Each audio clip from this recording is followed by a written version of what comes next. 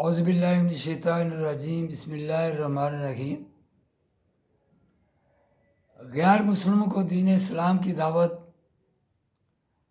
پیغمبر پر ایمان لانا اور اطاعت کی ضرورت۔ جب یہ معلوم ہو جائے کہ فلاں شخص خدا کا سچا پیغمبر ہے تو اس کی بات ماننا، اس کی اطاعت کرنا اور اس کے طریقہ کی پیروی کرنا ضروری ہے۔ یہ بات بالکل خلاف عقل ہے کہ تم ایک شخص کو پیغمبر بھی تسلیم کرو اور پھر اس کی بات بھی نہ مانو، اس لیے کہ پیغمبر تسلیم کرنے کے معنی یہ ہیں کہ تم نے مان لیا کہ وہ جو کچھ کہہ رہا ہے خدا کی طرف سے کہہ رہا ہے، اور جو کچھ کر رہا ہے خدا کی مرضی کے مطابق کر رہا ہے۔ اب تم جو کچھ اس کے خلاف کہو گے یا کرو گے وہ خدا کے خلاف ہوگا، اور جو بات خدا کے خلاف ہو وہ کبھی حق نہیں ہو سکتی۔ لہذا کسی کو پیغمبر تسلیم کرنے سے یہ بات خود بخود لازم ہو جاتی ہے کہ اس کی بات کو بے چون و چرا مان لیا جائے اور اس کے حکم کے آگے سر جھکا دیا جائے، خواہ اس کی حکمت اور اس کا فائدہ تمہاری سمجھ میں آئے یا نہ آئے۔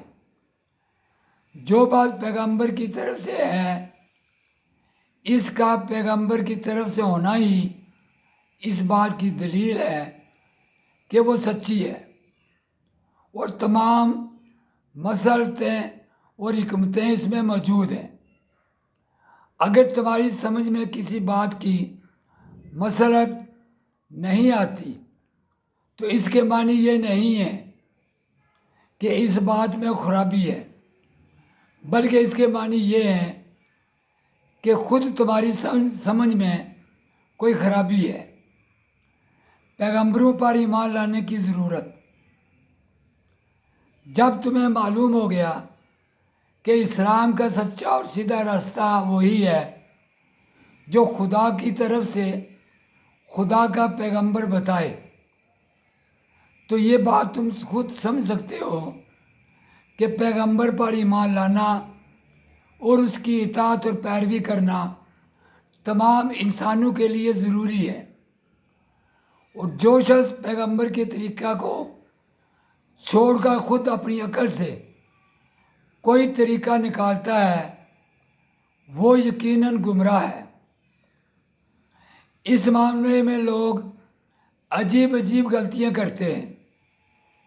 بعض لوگ ایسے ہیں جو پیغمبر کی صداقت کو تسلیم کرتے ہیں مگر نہ اس پر ایمان لاتے ہیں اور نہ اس کی پیروی قبول کرتے ہیں۔ یہ صرف کافر ہی نہیں، احمق بھی ہیں، کیونکہ پیغمبر کو سچا پیغمبر ماننے کے بعد اس کی پیروی نہ کرنے کے معنی یہ ہیں کہ آدمی جان بوجھ کر جھوٹ کی پیروی کرے۔ ظاہر ہے کہ اس سے بڑھ کر کوئی حماقت نہیں ہو سکتی۔ بعض لوگ کہتے ہیں کہ ہمیں پیغمبر کی پیروی کی ضرورت ہی نہیں، ہم خود اپنی عقل سے حق کا راستہ معلوم کر لیں گے۔ یہ بھی سخت غلطی ہے۔ تم نے ریاضی پڑھی ہے اور تم یہ جانتے ہو کہ ایک نقطہ سے دوسرے نقطہ تک سیدھا خط صرف ایک ہی ہو سکتا ہے۔ اس کے سوا جتنے بھی خط کھینچے جائیں گے وہ سب ٹیڑھے ہوں گے یا اس دوسرے نقطے تک نہ پہنچیں گے۔ ایسی ہی کیفیت حق کے راستے کی بھی ہے، جس کو اسلام کی زبان میں صراط مستقیم یعنی سیدھا راستہ کہا جاتا ہے۔